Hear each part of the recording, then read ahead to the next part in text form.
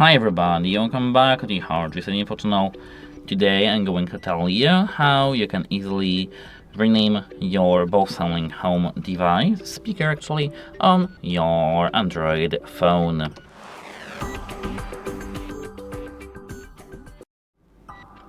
Firstly, we need to open the settings, and now we have to tap on the connected devices. Here, tap this gear icon near your device, and now tap this pen icon near your name.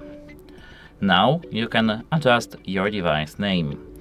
You can add some letters, add some emojis, add some actually everything that you just wanted to add to your name.